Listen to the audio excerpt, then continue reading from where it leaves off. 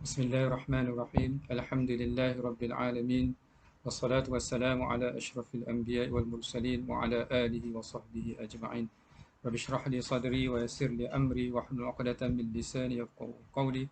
Subhanaka la ilma lana illa ma 'allamtana innaka antal alimul hakim.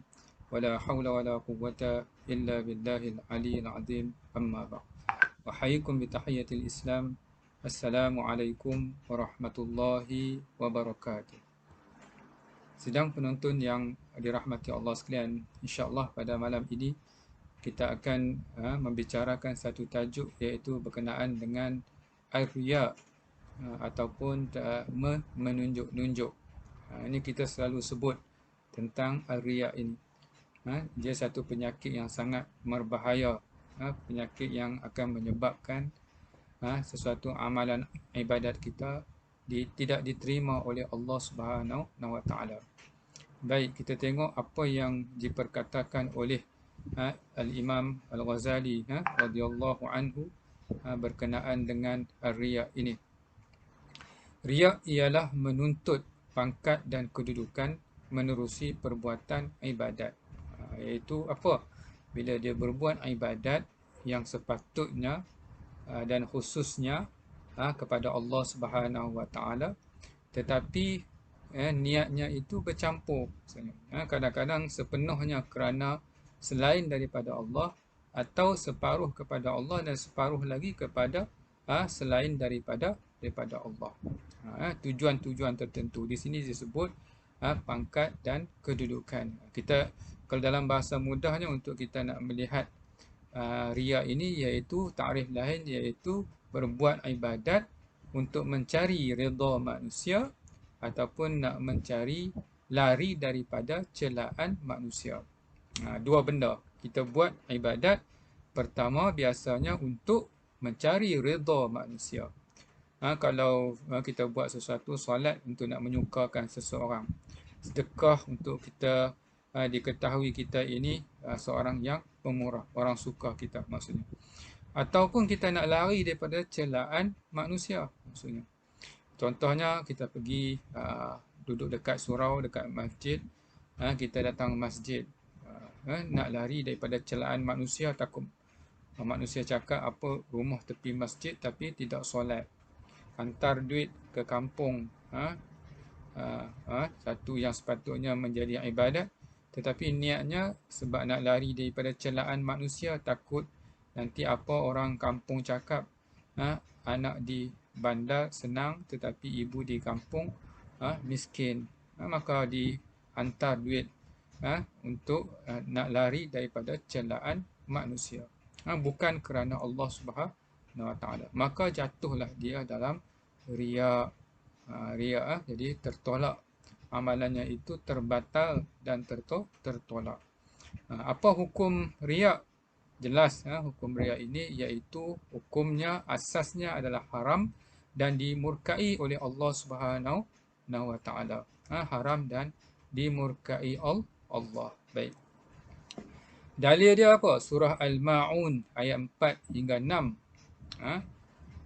Fawailul lil musallin, ayat ini seterusnya, maka celakalah bagi orang-orang yang bersembahyang, yang sentiasa lalai kepada sembahyangnya, mereka yang mengerjakan kebaikan minta dilihat orang, yuraun maksudnya, minta dipandang orang maksudnya.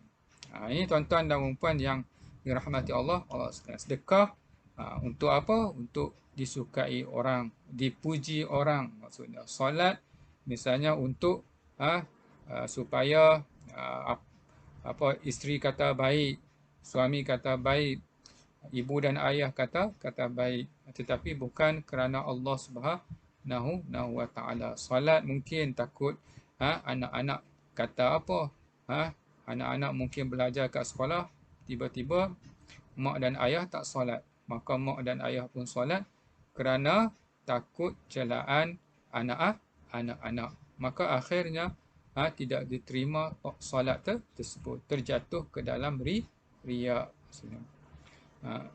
Tuan-tuan dan puan yang dirahmati Allah sekalian. Allah Ta'ala memuji orang-orang yang ikhlas dalam pekerjaannya dengan menafikan segala kehendak dan keinginan selain daripada mengharapkan keredaan Allah semata-mata. Ini Allah Ta'ala sangat memuji. Ini tahap keikhlasan yang tertinggi. Bila mana kita berbuat sesuatu hanya semata-mata kerana Allah. Mungkin ada lintasan-lintasan kepentingan-kepentingan lain. Itu biasa, was-was, bisikan daripada iblis dan syaitan. Min syarril waswasil khannas. Akan ada lagi kita nak ikhlas, lagi kuat hasutannya. Cepat-cepat kita minta lindung daripada Allah Subhanahu wa Ta'ala. Cepat-cepat kita istighfar. Cepat-cepat kita bertaubat. Sebab bila bercampur kepentingan, hanyut dalam dalam keseronokan misalnya, pujian manusia, maka akhirnya amalan yang kita lakukan kemungkinan besar tidak diterima oleh Allah Subhanahu wa Ta'ala. Baik. Barang siapa, surah Al-Kahfi ayat 110, ayat yang di hujung surah Al-Kahfi, Allah Ta'ala berfirman, barang siapa yang mengharapkan pertemuan dengan Allah, maka hendaklah ia mengerjakan amal soleh dan jangan menyekutukannya sesuatu pun dalam ibadatnya terhadap Allah. Jadi riak ni, tuan-tuan dan puan sekalian, dia jatuh bawah syirik. Di sini kalau dia kata jangan menyekutukan sesuatu pun dalam ibadatnya, menyekutukan maksudnya syirik. Jadi riak ini dia terjatuh dalam syirik. Maksudnya syirik, riak yang paling tinggi, yang paling hebat, akhirnya dia membatalkan akidah seseorang. Misalnya orang yang munafik, misalnya menunjuk-nunjuk, riaknya, buat kerana sebab-sebab tertentu, tetapi dalam hatinya dia menafikan kebenaran, maka boleh jatuh akidahnya, maka dia jatuh syirik. Tapi yang kebanyakan kita ni tak sampai peringkat itu. Sebab tu Nabi SAW dalam sepotong hadis, Nabi tidak takut sangat kepada syirik yang besar, maksudnya menyembah berhala, menyembah pokok, sebab itu mungkin tidak dilakukan oleh manusia ataupun muslim yang baik, misalnya yang ada ilmu. Tetapi tuan-tuan dan puan yang dirahmati Allah sekalian, tetapi yang takutnya tersembunyi, riak yang tersembunyi, syirik yang tersembunyi, asyirkul asghar. Nabi kata, apa yang paling aku takut adalah syirik yang tersembunyi, asyirkul asghar, syirik yang kecil, iaitu bila ditanya kepada sahabat apakah dia, maka dijawab oleh Rasulullah SAW, iaitu ar-riya, iaitu ar-riya. Ini kita kena jaga.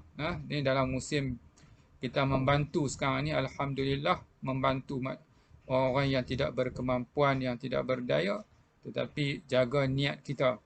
Kalau niat kita ada tujuan-tujuan tertentu di sebalik kerja baik amal kita, maka akhirnya sia-sia, tidak diterima Allah Subhanahu wa Ta'ala. Dalam sepotong hadis qudsi, Allah Ta'ala berfirman, hadis qudsi yang mana perkataannya daripada Nabi tetapi maknanya daripada Allah. Allah Ta'ala berfirman, barang siapa yang melakukan sesuatu amalan untukku, yakni ibadat, sepatutnya kerana Allah, bulat kerana Allah, lalu dikongsikannya amalan itu kepada selain dariku, kata Allah, maka terimalah kembali amalan tersebut. Dipulangkan, katanya dilontarkan kembali, dipulangkan kembali, dibaling kembali kepada hamba tersebut. Sambungan hadis, aku suci daripadanya. Aku adalah amat kaya atas sekalian yang kaya, maha kaya daripada segala rupa syirik. Apa maksudnya? Maksudnya Allah Subhanahu wa Ta'ala tidak menerima amalan seseorang hamba yang berkongsi ataupun bercampur kepentingannya. Ini kita kena berjaga-jaga ni kan, kalau kita faham ni, kita akan jadi bimbang dan takut dengan amalan-amalan kita. Ini hadis yang saya sebut tadi.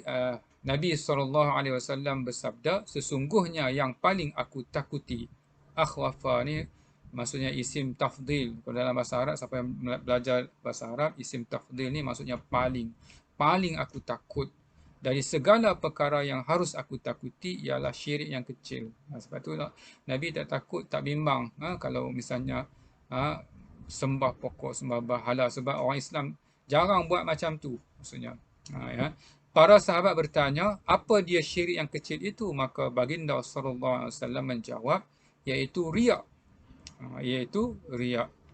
Allah Ta'ala berfirman, kata Nabi, di hari kiamat, setelah sekalian hambanya menerima laporan amalannya, pergilah kamu sekalian kepada orang-orang yang kamu perlihatkan amalan kamu kepada mereka di dunia secara riak.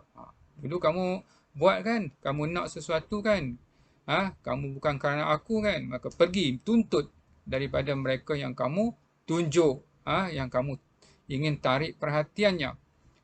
Sambungan hadis tersebut, lihatlah adakah mereka menyimpan apa-apa balasan untuk kamu sekalian. Dan pastinya tidak. Mereka juga bergantung kepada Allah Subhanahu wa Ta'ala. Bagaimana mereka nak memberi kita balasan ataupun kelebihan. Akhirnya sia-sia amal baik kita. Sumbangan kita sia-sia, ibadat kita sia-sia, tidak terangkat salat kita, tidak terangkat ibadat kita. Allah Azza wa Jalla tidak akan menerima sesuatu amalan yang dilakukan dengan riak, meskipun riaknya sekadar debu sahaja. Allahu Akbar. Debu ni kecil lah, tuan-tuan dan puan sekalian. Kecil sangat ibarat nak bagi tahu di sini. Walaupun sekadar debu, ada perkara riak, maka Allah Ta'ala akan menolaknya. Ini yang harus kita bimbang dan yang harus kita takut. Na'udzubillahi min zalik. Sentiasa berharap, letakkan pengharapan yang tinggi dan juga ketakutan yang tinggi.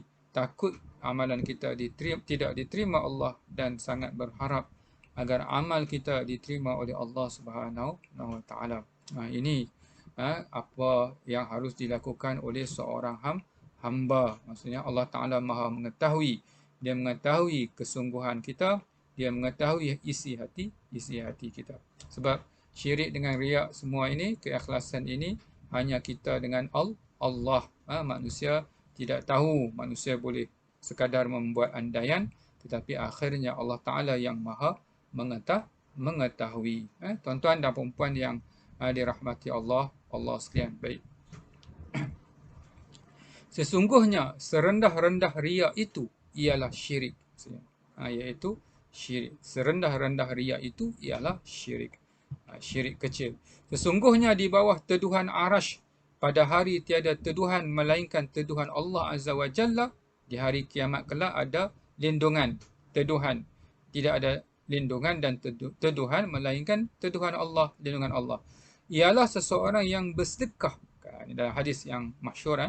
Bersedekah dengan tangan kanannya, lalu disembunyikan sedekah itu sehingga tiada diketahui oleh tangan kirinya. Dalam arti kata, maksudnya apa? Maksudnya terjaga keikhlasannya, tidak ada orang tahu. Tapi risikonya begitulah, kadang-kadang kita mungkin tidak mendapat perhatian manusia, kita mungkin tidak mendapat sanjungan manusia. Tetapi ketahuilah, yang penting dan utama adalah pandangan restu ataupun ganjaran daripada Allah Subhanahu wa Ta'ala. Kalau kita mencari pandangan manusia, kita kena tanya apa selepas itu. Kalau orang tahu apa selepas itu, tak ada apa-apa. Nanti sampai satu masa kalau nak dibencinya kita, dibencinya juga. Nak ditinggalkan kita, ditinggalkannya juga. Maksudnya, hati manusia berubah-ubah. Bila disukanya kita, maka dipuji-pujinya. Tapi bila tidak disukainya, maka dihina. Walaupun kita selama ini banyak jasa dan budi. Akhirnya, tuan-tuan dan puan, kita akan sakit, kita akan menyesal sebab segala amal baik kita tidak dihargai. Yang salahnya bukan orang, Yang salahnya adalah kita, sebab kita tidak meletakkan sesuatu amal baik kita hanya kerana Allah Subhanahu wa taala. Dia Maha melihat, dia Maha mengetahui, dan pastinya tidak ada satu yang terlepas daripada pandangannya. Dan bila mana Allah Taala mengganjari, pastinya ganjaran Allah Subhanahu wa taala itu sangat besar, sangat berbeza daripada perbuatan baik kita. Baik tuan-tuan dan puan yang dirahmati Allah sekalian, moga tazkirah ringkas ini menjadi peringatan, menjadi tazkirah untuk kita sentiasa berjaga-jaga. Yang baik pastinya daripada Allah, dan yang dhaif daripada kelemahan diri saya sendiri. Saya sudahi dengan wabillahi taufiq wal hidayah. Wassalamualaikum warahmatullahi wabarakatuh.